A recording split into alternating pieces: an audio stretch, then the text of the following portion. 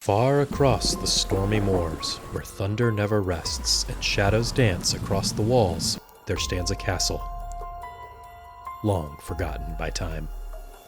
Inside, a curious mind works through the night.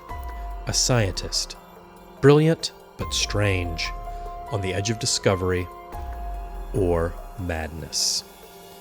He believed life itself could be built from parts, that lightning could awaken the lifeless, that invention could replace creation.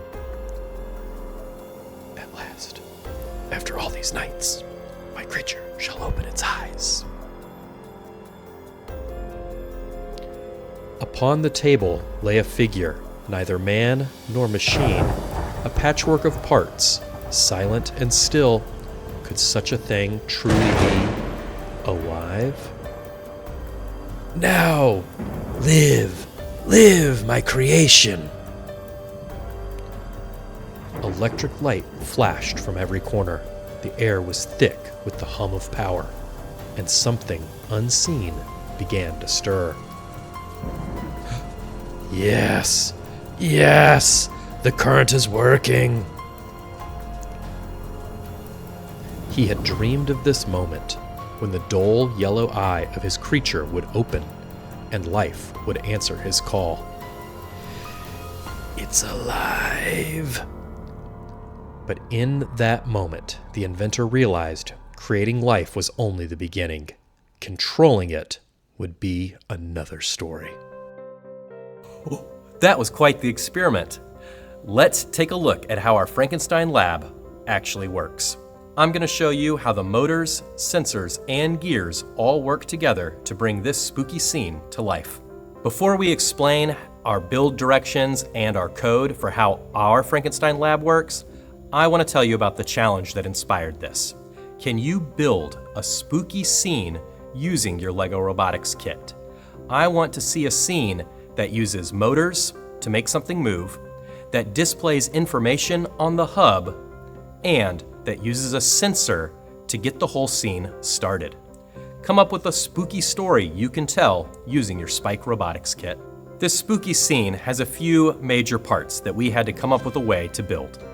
We need our main lab wall, where our hub is going to give us information about what is going on. We need to have our color sensor so that we can detect when the lever is pulled. We're going to use an elastic rubber band to pull that lever back up and give it a little bit of play so that whenever we push down on it, it feels like we're really pulling down on something difficult. We also need to build a contraption to swing the lightning generator into place, and that's going to be our distance sensor. And finally, we need our Frankenstein's monster and a table that can go up and down. We're going to accomplish that using a variety of engineering tools. To begin this build, you're going to need your hub, a distance sensor, a color sensor, and a small motor. And go ahead and plug those into the side before you start building anything else. This is going to be a tight squeeze, so we want those wires plugged in before we put that purple frame right up against our hub to hold the color sensor and to support our motor inside the blue frame. We'll spin things around and get our distance sensor pulled back out of the way, making sure that the wire is kind of closer to the back side of everything. When you attach this distance sensor on the top, one way will be too tight for the arm to swing. The other way will swing just fine. Now we're going to build a gearbox to allow our table to go up and down that's attached to this large motor. If you want to manually adjust this, just spin that gray gear and it'll make your table go up and down. We're going to build Frankenstein's body out of a small motor attached to a couple of these yellow bent beams. Put some legs on there, and we just want this one to be able to go or move its arms up and down. I had some extra chains lying around that I added to this build. Some coding tips. Display information on the hub by turning on those pixels on the front. Tell your motors exactly where to go. If you use rotations, this build will tear itself apart. And use sound and lights for special effects. I have a challenge for you. Can you create a spooky Halloween scene using your Spike LEGO Robotics kit?